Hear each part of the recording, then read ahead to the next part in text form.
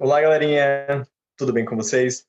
Eu me chamo Wesley Igor, sou um dos professores de matemática aqui da Universidade para Todos, juntamente com os outros colegas.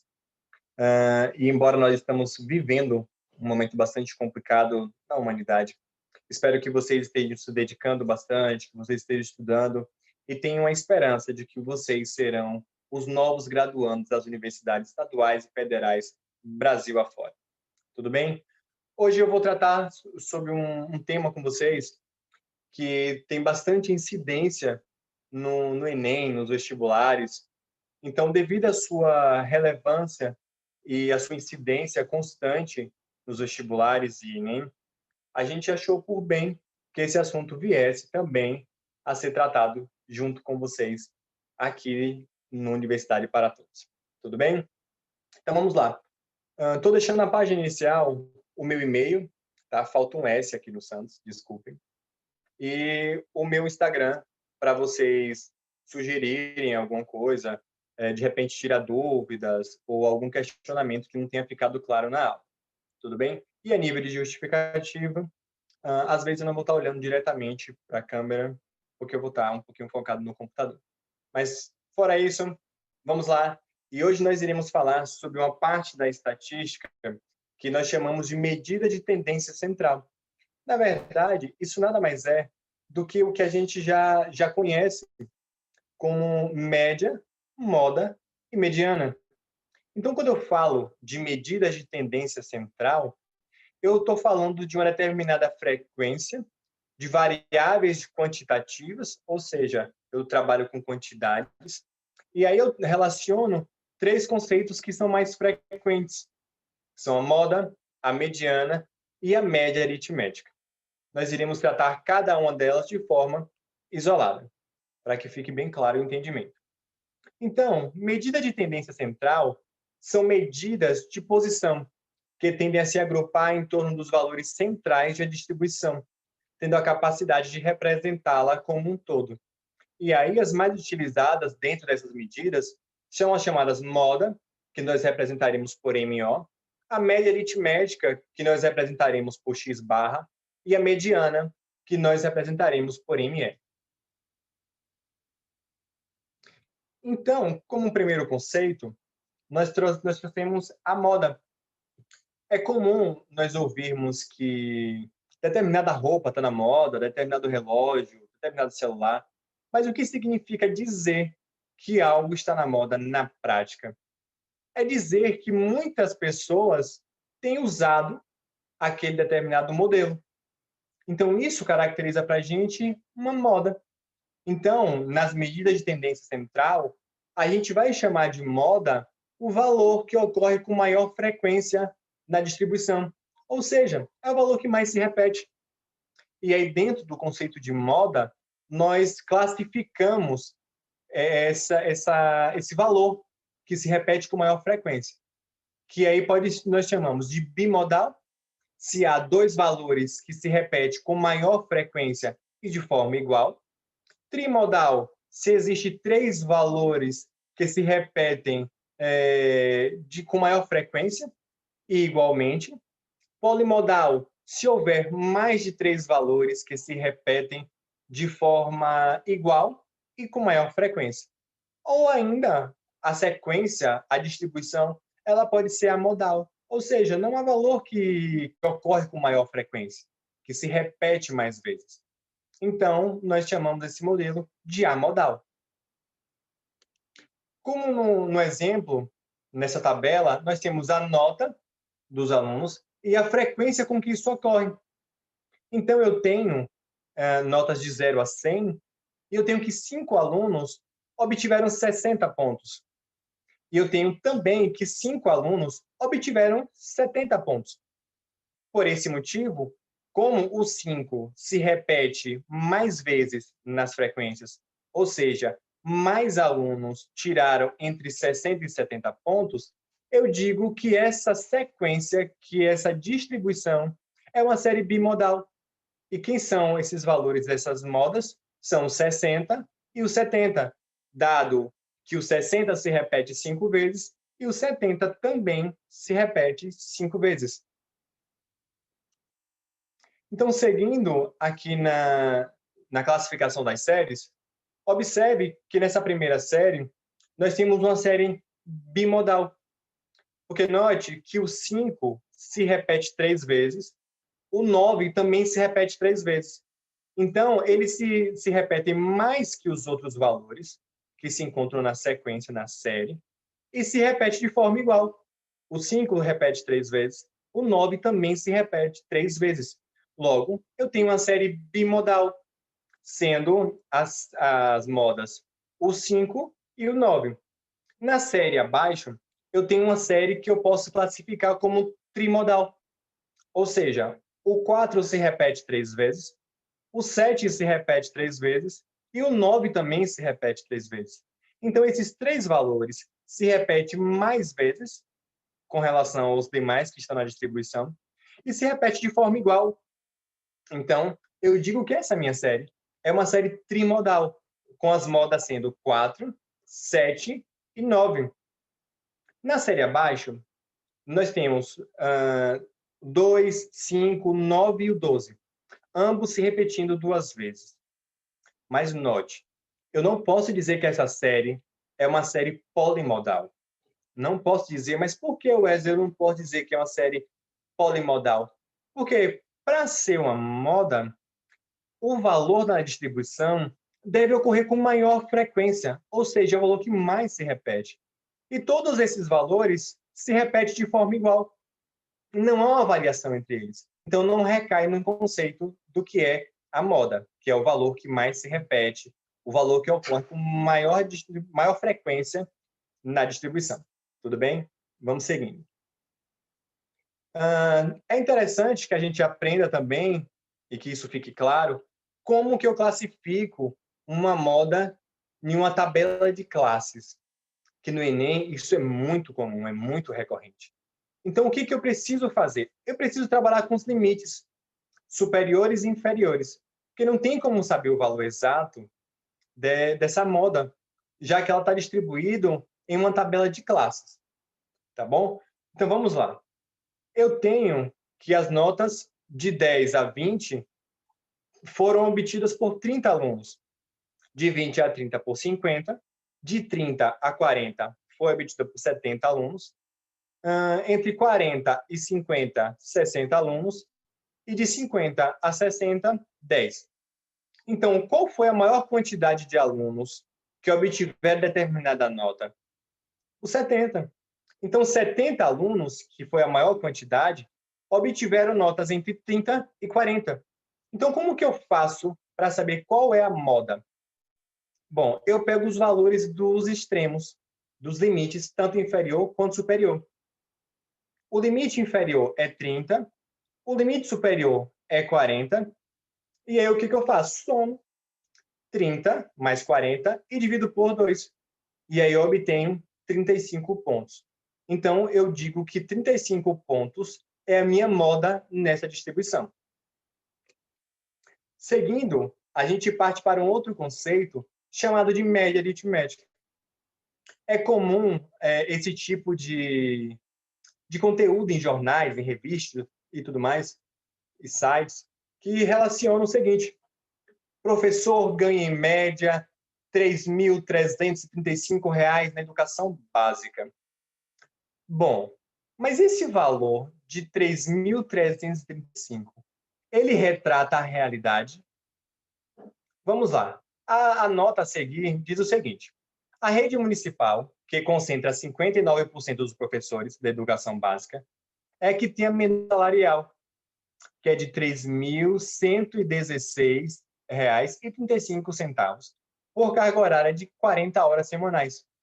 Nos colégios estaduais, a média é de R$ 3.476,42. Já na rede federal, que emprega 1,3% dos professores, a média é de R$ 7.767,94. Então, bom, a média salarial do professor na educação básica é 3.335. Mas a gente viu que na classificação entre a educação básica a escola estadual e federal, os valores se alteram. Então, isso fica claro que a média aritmética nem sempre ela representa a realidade dos fatos. Eu preciso entender como que está distribuído esses valores, para, a partir daí, eu poder classificar se essa média aritmética ela é honesta, retrata a realidade ou não. Aí esse quadro reflete muito bem para a gente esse conceito, e é o seguinte: o salário médio do brasileiro é de R$ 2.012. Quando você fala isso, você escuta isso em um jornal, dá a entender que a maior parte dos brasileiros, ou quase todos os brasileiros assalariados, recebem esse valor de R$ 2.012. Porém, se formos conferir esse valor na tabela que está distribuído aí, por exemplo, 28 mil brasileiros recebem R$ 800. 16 mil brasileiros recebem R$ 900. Então, só a partir daí, a gente consegue perceber que essa média não retrata a realidade, uma vez que a maioria dos brasileiros não recebe nem R$ 1.000 mensais. Então, o que acontece? A média por si só não tem caráter de demonstrar fidedignamente a realidade, que é o que traz essa citação, que diz o seguinte: a média pode não ser uma representação honesta dos dados, pois é facilmente influenciada pelos valores muito grandes ou muito pequenos dentro do conjunto de dados, que é o que a gente havia discutido anteriormente. Então, fiquem bastante atentos nesse fato. Então, a média aritmética de uma distribuição ela pode ser classificada como amostral ou populacional. A gente está trabalhando com o tipo de média com distribuição amostral.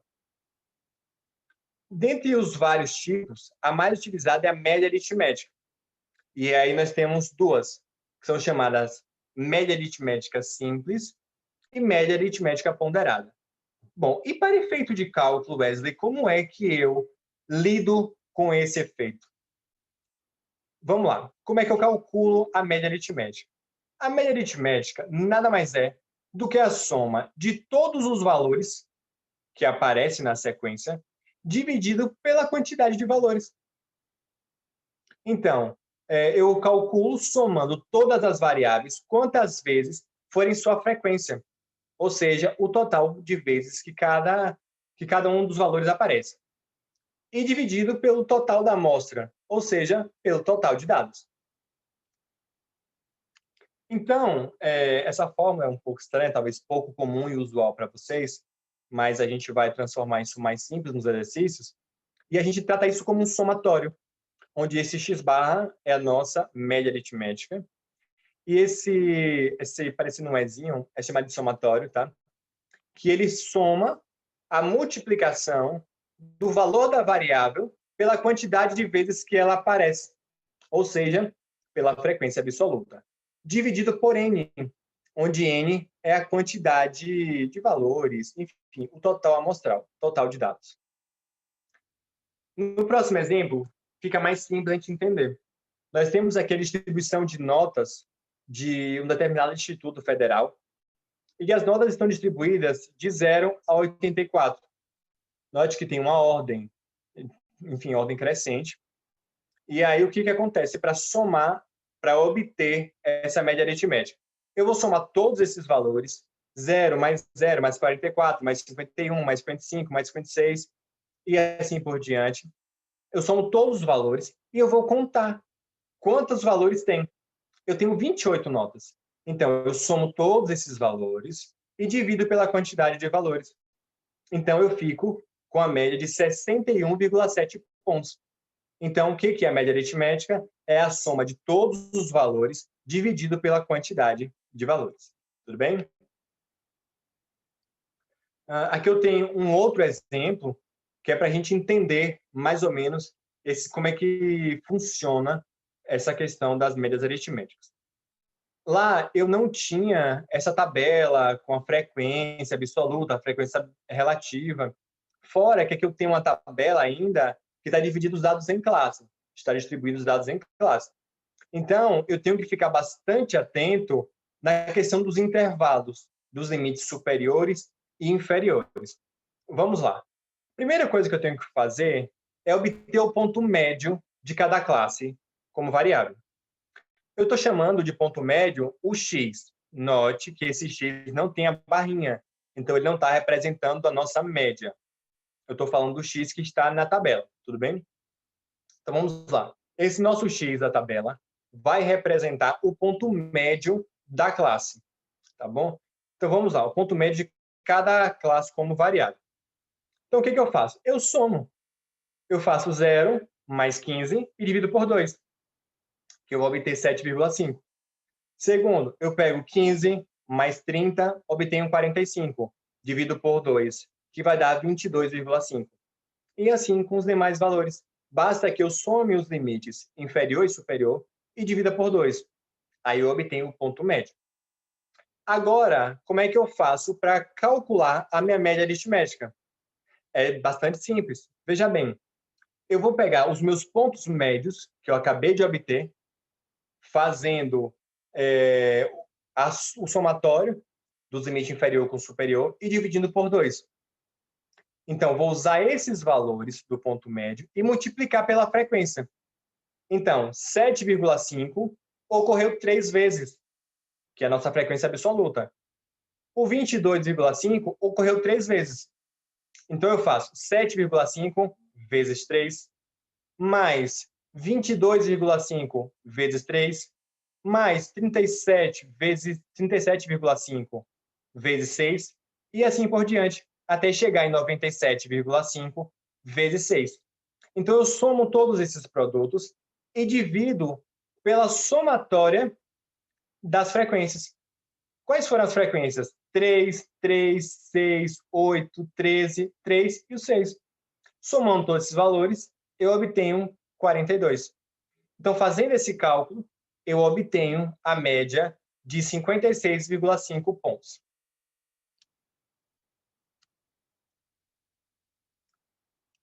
Nessa charge, veja que interessante. Determinada pessoa chega para uma entrevista de emprego e aí o patrão diz o seguinte: o salário médio pago na minha empresa é de R$ 4.167,30. Um salário desse, né, um salário médio, o entrevistado fica feliz, contente. Nossa, excelente, não vejo a hora de começar a trabalhar. Só que logo em seguida, o patrão mostra a tabela, né, de valores pagos. E veja bem, o diretor-geral, sozinho, ganha mais de 21 mil. O diretor executivo ganha mais de 11 mil. Porém, o jovem aprendiz nível B ganha 465. Então, bom, aquela média de R$ 4.116, ela não traduz a realidade. Só que aí, logo em seguida, ele dá uma outra informação. Aí ele fala: o salário mediano pago na minha empresa é de R$ 1.400. Aí o entrevistado: só isso? Então, o que fica claro para a gente? Que o salário médio, nós temos quantos valores? O diretor-geral, diretor executivo, secretário, coordenador, administrador, recepcionista, motorista, copeiro, faxineiro, jardineiro, jovem aprendiz, nível A, jovem aprendiz nível B. E aí ele diz que o valor médio pago, o valor mediano pago, é de 1.400, que não traduz a realidade da média. Então, o que fica claro para a gente? Que a média, por si só, não traduz a realidade, que é o que nós já havíamos discutido anteriormente. Aí a gente vai tratar agora de um outro conteúdo, de uma outra parte que fala sobre exatamente mediana. Eu coloquei essa imagem, ela é bem ilustrativa para a gente poder entender. A maioria das pessoas, se não todas, já passaram por essas rodovias. E é comum a gente ver essa faixa amarela fazendo a divisória. E esperamos nós que os engenheiros tenham trabalhado de forma bastante competente. Essa faixa amarela, ela fica exatamente no meio entre as duas linhas brancas que estão mais afastadas. Então, divide a pista ao meio certinho. Então, essa faixa amarela seria chamado de mediana. Agora, vamos à formalização do que é a mediana. A mediana nada mais é do que um valor central da distribuição, que divide em duas partes iguais, 50% abaixo, 50% acima. A mediana não sofre nenhum tipo de influência. Por isso, é sempre recomendado interpretá-la junto com a média.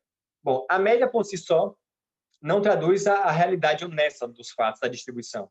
Mas se ela for atrelada à mediana, ela já dá para a gente um comparativo melhor da tradução do que a gente quer como realidade. Então, o cálculo da mediana, ele é simples. Primeira coisa que a gente tem que fazer é identificar o valor total da amostra, ou seja, a quantidade de valores, quantidade de dados. E, a partir disso, a gente perceber se essa quantidade é um valor par ou um valor ímpar. Então, o que a gente faz? Se ela for par, a gente precisa entender a posição dela. E a posição vai ser n sobre 2 e n sobre 2 mais 1. Se ela for ímpar, lembrando que esse n é a quantidade de valores que eu tenho. Se a quantidade de valores for ímpar, eu tenho que a posição da minha mediana é dado por n mais 1 sobre 2. Tá bom? Não confunda n sobre 2 mais 1 e n mais 1 sobre 2. Tá bom? Vamos seguir. Eu tenho aqui, nesse exemplo, a seguinte questão. Eu tenho uma sessão de ginástica laboral realizada por jornada de trabalho. Aí eu tenho o seguinte. A quantidade de valores total da frequência é 50. O 50 é um valor par, não é isso? Então, eu preciso fazer 50 dividido por 2, que vai dar 25. E preciso fazer 50 dividido por 2, que vai dar 25, mais 1. Então, eu vou ter 26. Então, eu preciso somar a posição 25, o valor que está na posição 25, com o valor que está na posição 26. Olhando na tabela, qual a quantidade de seção que está relacionada à posição 25? São uma seção. Apenas uma seção que está relacionada à frequência 25, na posição 25. E que na posição 26, são quantas seções? Duas seções de ginástica. Então, o que eu faço? 1 mais 2 dá 3, dividido por 2 vai dar 1,5. Ou seja, a mediana é uma seção e meia. Note que o valor dessa mediana ela não está disposta na tabela. Não necessariamente o valor da mediana precisa estar na tabela. Então, fiquem bastante atentos a esse fato, que você pode estar lá no Enem resolvendo uma questão super bacana e, de repente, você, no seu cálculo, você obtém um valor que não está na tabela. E aí você acha que você errou e acaba trocando de opção. Então, fiquem bastante atentos nesse fato. Com uma outra colocação, nós temos o mesmo problema, porém com um total de 59. Bom, 59 é um valor ímpar. E como é que eu calculo a posição da mediana quando o total dos dados é ímpar? Basta que eu faça 59 mais 1 dá 60, dividido por 2 dá 30. Então, eu vou lá, olho na frequência, está na setinha, qual que é o valor que está na posição 30? Bom, são duas seções. Então, na posição 30, eu posso dizer que são duas seções. Agora, o valor da minha mediana, ela se encontra na minha tabela. No outro exemplo, não constava, mas nesse agora já apareceu. Então, note que não é obrigatoriedade a mediana constar na tabela. Então, fiquem bastante atentos a esse fato. A gente tem uma fórmula geral para calcular essa mediana. Ela é pouco utilizada, tá? Geralmente não há necessidade, mas é interessante saber, vai que se faça necessário. Então, eu tenho que a mediana é dada por o limite inferior da classe onde está a mediana. Eu tenho o ponto médio da classe onde está a mediana, a frequência acumulada abaixo da anterior à classe onde está a mediana, dividido pela frequência absoluta da classe onde está a mediana, multiplicado pelo intervalo da classe. Isso, na verdade, é uma fórmula meio estranha, meio esdrúxula para muitos, mas traduz absolutamente tudo que a gente tinha falado, tá bom?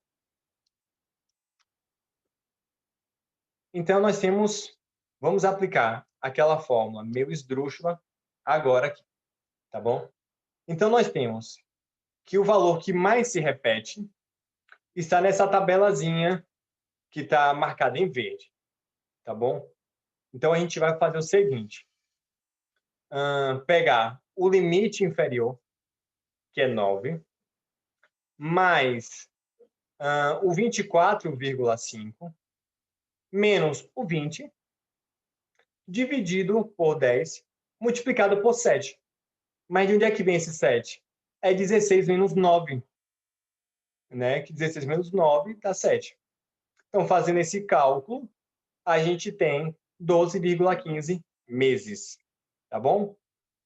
Então, vamos lá, que está na segunda classe.